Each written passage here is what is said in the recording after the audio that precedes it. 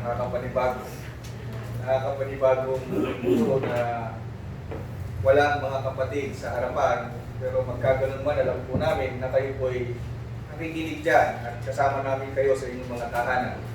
So umagang ito tayo po'y patuloy sa ating gawain ng pag-aaral at pagsamba sa ating Panginoon. Araw po ng linggo, obligasyon po ng bawat Kristiyano na patuloy na sambahin ang ating Diyos, pakita sa Kanya ang ating pagpupuri, pakita sa Kanya ang ating pagsamba.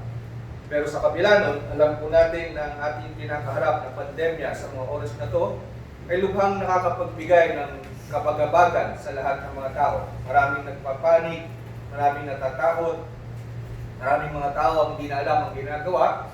Kaya nga po sa umagang ito ating tunghayan kung anong dapat natin gawin bilang mga Kristiyano.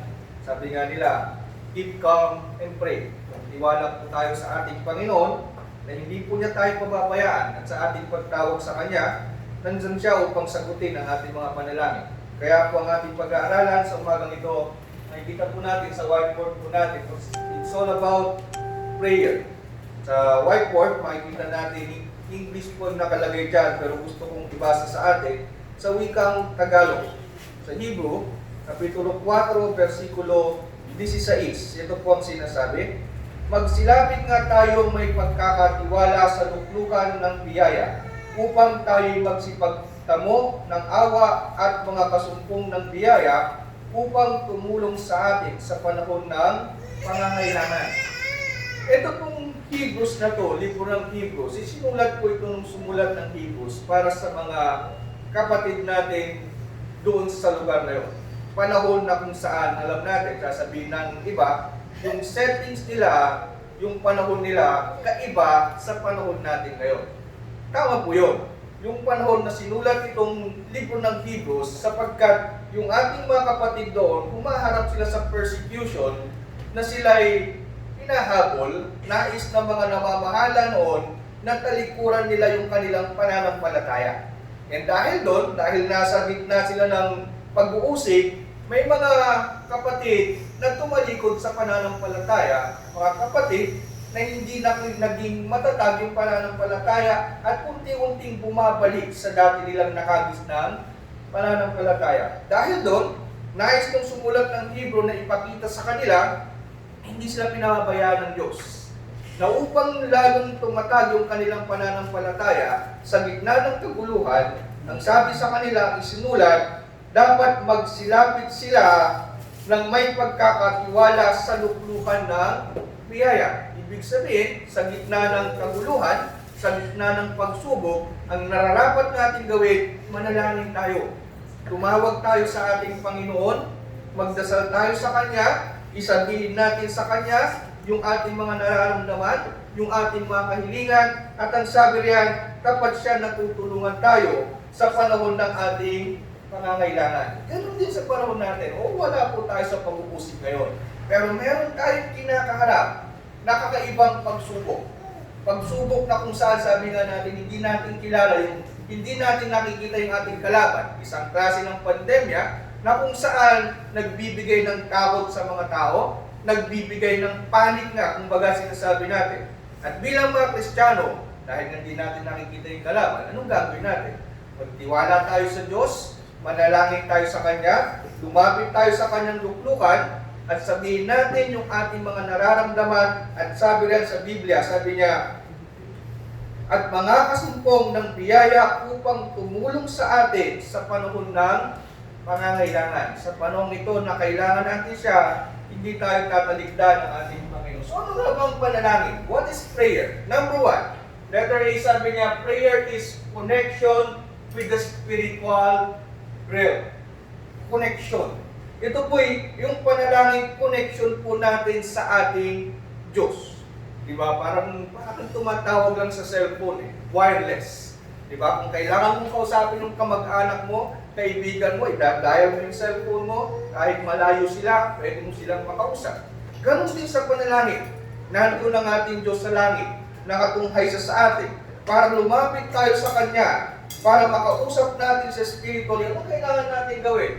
Tayo ay manalangin. Kaya nga sabi ron, let us therefore come boldly to the throne of grace, that we may obtain mercy and find grace to help in time of need.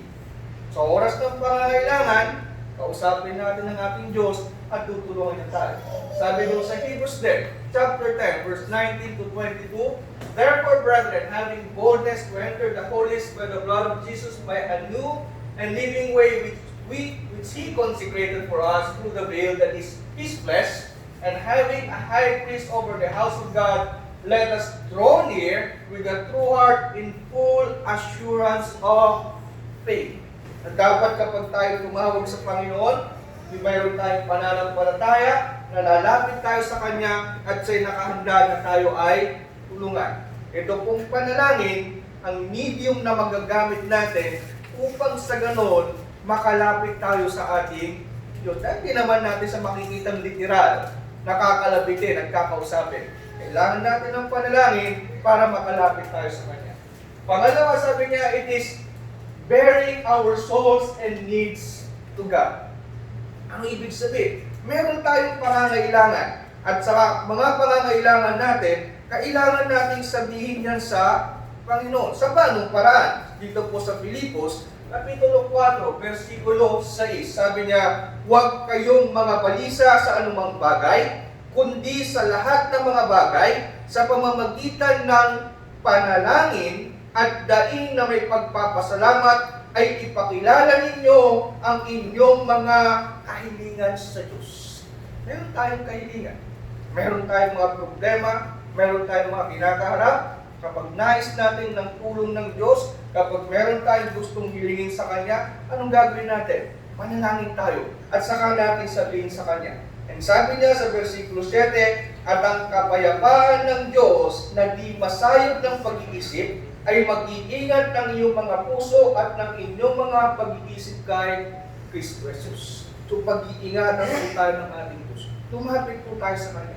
Nasa ating pananalangin, sabi, it is bearing our souls, na dapat ipinapakita natin nilalaman ng ating kalooban. Dapat tayo nagpapakumbaba. Dapat hindi tayo nagmamalaki. Makikita ninyo doon sa Lucas 18:13, sabi niya, yung naniningil ng buwis, sabi niya, nakatayo sa malayo, na hindi man lang niya maitaas ang kanyang mga mata sa langit, at kanyang pinapalo yung kanyang dibdib. At ang gulong kanyang sinasabi, sabi niya, "Panginoon, maawa ka sa akin, ako na makasalanan." Ibig sabihin, sa ating panalangin, kailangan heart-to-heart talk po yan. Hindi po tayo mananalangin ng proud tayo. Hindi tayo mananalangin na tayo ay nagbabalat kayo o tayo ay nagkukunwari. Dapat sa ating panalangin, ipinapakita natin yung sinseridad natin, sinserong panalangin natin, lalo na sa paghingi natin ng tawad, lalo na sa paghingi natin ng pangunawa galing sa Diyos, higit na po sa paghingi natin ng tulong sa oras ng ating pangangailangan. Sapagkat tapat ng Diyos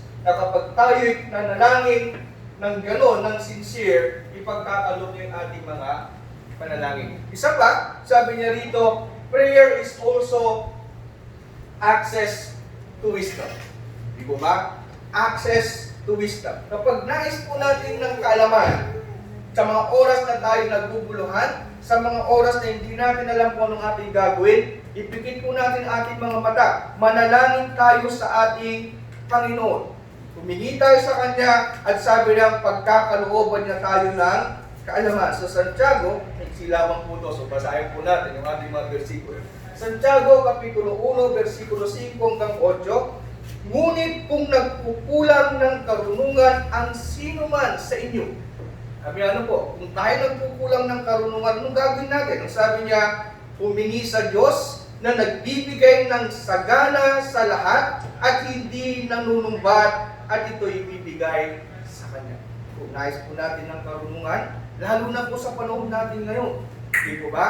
Sa pagkakataong nagpapanik ang lahat, sa pagkakataong natatakot ang lahat, bilang mga Kristiyano, minsan, kahit na sabihin natin Kristiyano tayo, dahil tao lang tayo, nahihila din tayo sa pagpapanik, nahihila din tayo sa takot. Pero para hindi tayo magpanik, hindi tayo matakot, manalangin tayo, humingi tayo ng karunungan sa Diyos. Ano po ang dapat namin gawin bilang mga Kristiyano?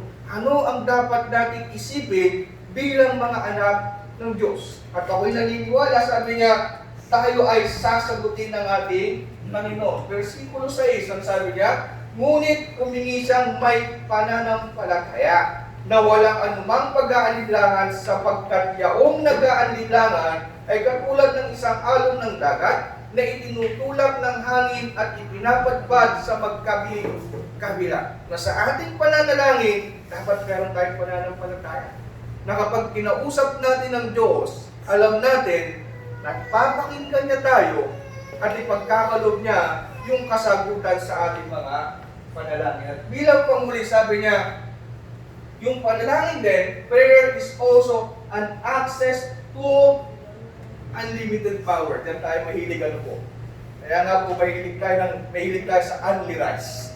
Unlimited food. Pag sinabi natin unlimited, hindi nauubos. Diba? Yung panalangin, kapag pala tayo nagdarasal, magkakaroon tayo ng unlimited power. Magkakaroon tayo ng kapangyarihan na hindi nauubos. Pwede ba yun, Brother Jero? Ako pwede po yun. Yan po ang sabi niya, sabi niya, the effective, fervent prayer of a righteous man avails much. So kung tayo mananalangin, marami na ibibigay sa atin sa Tagalog. Ano po ba sabi sa Tagalog? 5:16 sabi niya, malaki ang nagagawa ng maningas na panalangin ng taong matuwid.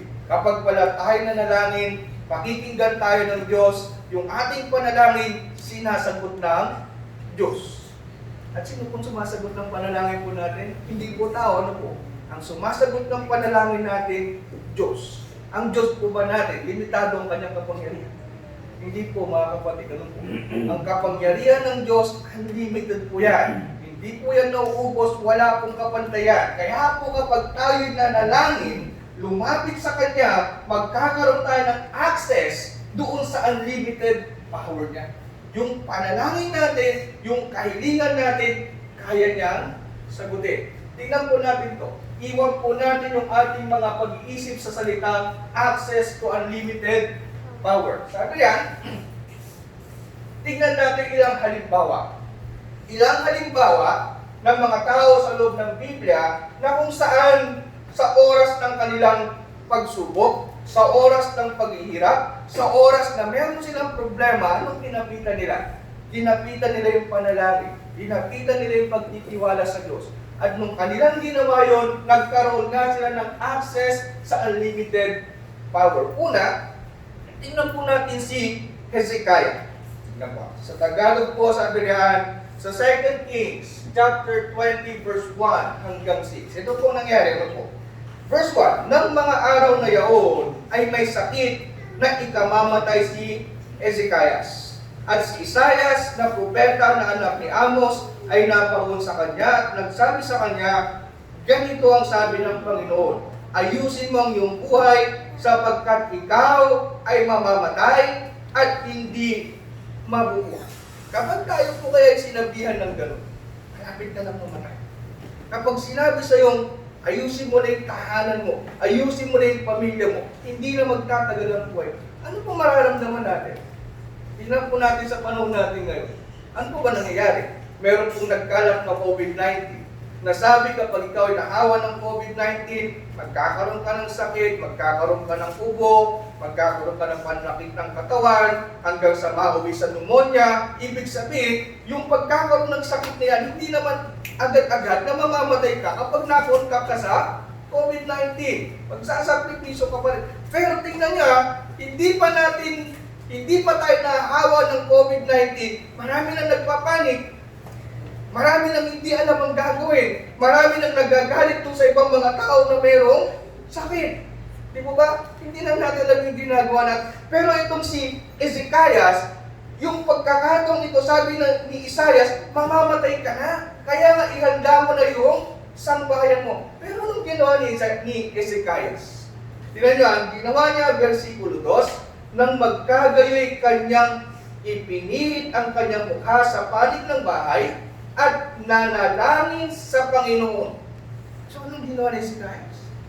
Nung time na alam niyang mamamatay na siya, nung time na alam niyang hindi na magtatagal ang kanyang buhay, sa halip na sisihin niya ang kung sino man, maghanap siya ng sisisihin, sa halip na magalit o magtampo siya sa Diyos, ang ginawa niya, umarap siya sa bahay, siya'y pumikit at siya'y nanalangin.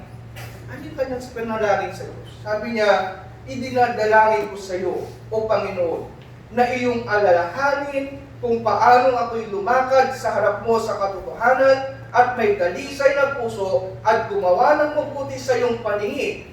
At si Ezekias ay umiyak na mainam. Ano pong ginawa niya? Sabi niya, nanalangin siya, gumawa siya ng connection sa spiritual realm. Ibig sabihin, yung connection niya sa Diyos, tumawag siya sa Diyos. Na sa kanyang pagtawag sa Diyos, he bare his souls.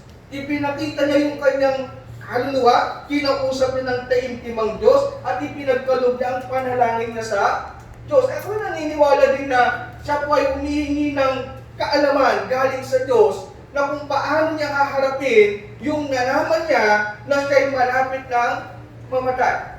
Ito yung pinakamaganda. Nung siya'y nanalangin sa Diyos, nagkaroon siya ng access sa unlimited power. Nagkaroon siya ng access doon sa kapangyarihan ng Diyos. Paano natin nalaman? Dahil ito po ang nangyari. Pagkatapos niyang manalangin, at nangyari bago si Isaias ay lumabas sa pinakaloob ng bayan, na ang salita ng Panginoon ay dumating sa kanya na nagsasabi, bumalik ka ulit at sabihin mo kay Ezekias na pamuno ng aking bayan, ganito ang sabi ng Panginoon ng Diyos ni David na iyong magulang, aking narinig ang alin. Sabi ng Diyos, aking narinig ang iyong panalangin, aking nakita ang iyong mga luha, narito, aking pagagalingin ka. Sa ikatlong araw ay sasamba ka sa bahay ng Panginoon. Sabi sa verse 6, at aking idadagdag sa iyong mga kaarawan ay 15. Ano pang ginawa ni Ezekias? Sa oras na nalaman niyang mamamatay na siya, ang ginawa niya, lumapit siya sa Diyos, nanalangin siya, ipinakita niya yung kanyang nararamdaman sa Diyos, humingi siya ng kaalaman galing sa Diyos, at nagkaroon siya ng access sa unlimited power sapagkat sa pamamagitan ng kapangyarihan ng Diyos, pagagalingin siya at dadagdagan ng 15 taon yung kanyang buhay. Sa oras natin ngayon, sa oras na kinakaharap natin yung virus, ano gagawin natin? Manalangin po tayo sa Diyos. Lumapit po tayo sa Kanya. Sabihin po natin yung ating nararamdaman. Hilingin natin, gusto natin hilingin sa Kanya. Ako'y naniniwala mga kapatid, na bibigyan niya tayo ng kaalaman. At kung ipapahintulot niya, kung tayo'y tapat, kung yung puso natin, yung kaluluwa natin ay tunay na naglilingkod sa Kanya, sasagutin niya yung panalangin natin at magkakaroon tayo ng access doon sa Kanyang kapangyarihan. Isa lamang po yan, si Ezekiah, yung pinakahalimbawa po natin. Pangalawang halimbawa po natin, si Daniel. Ano po nangyari kay Daniel? Ito pong nangyari kay Daniel. Ito po nung nagbigay ng pataas na sila'y sasamba o mananalangin lamang, sasamba lamang sa hari at hindi pwedeng manalangin sa iba, nung napirma na yung batas, na isa batas na yun, anong ginawa ni Daniel? Sabi niya ron sa verse 6, na natin sa Tagalog ulit.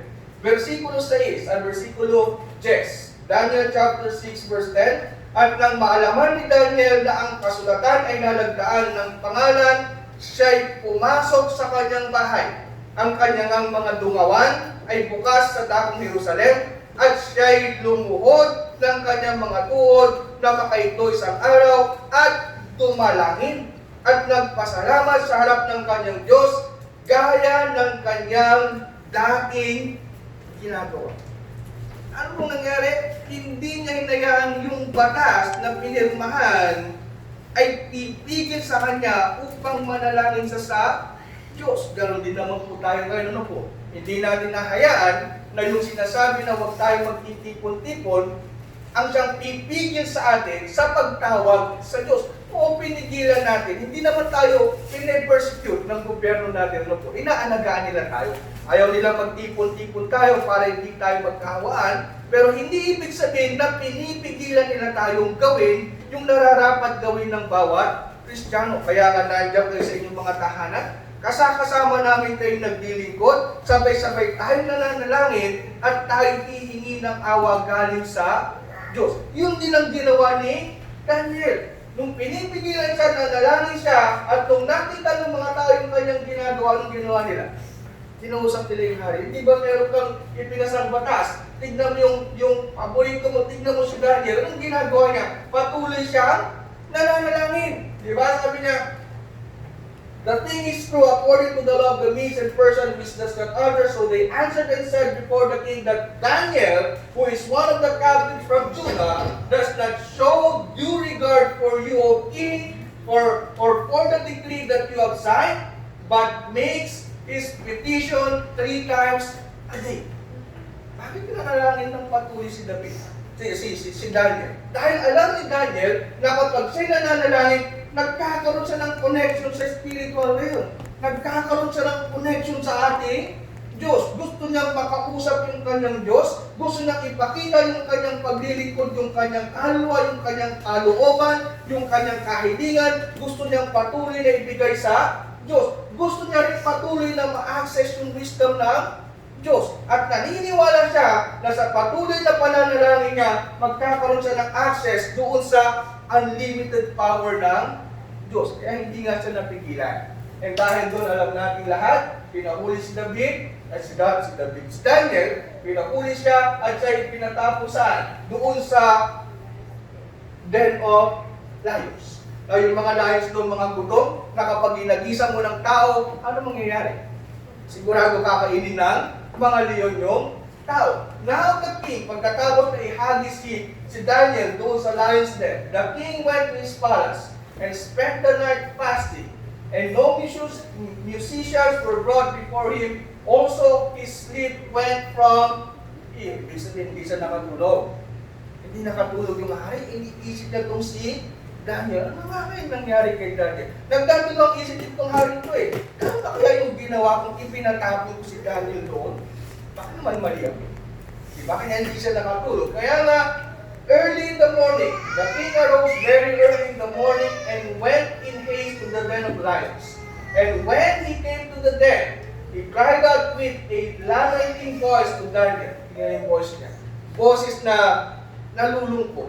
Boses na mabigat. Dahil ang kanyang inaakala, yung kanyang kaibigan na si Daniel, patay na. Sabi niya, the king spoke saying to Daniel, Daniel, servant of the living God, has your God, whom you serve continually, been able to deliver you from the lions? Tingnan niya, yung tipong may pagka-sarcastic yung tanong ng hari. Sabi niya, verse 22, O Daniel, na lingkod ng buhay na Diyos, ang iyong bagang Diyos na iyong pinaglilingkuran palagi ay makapagliligtas sa iyo sa mga leon.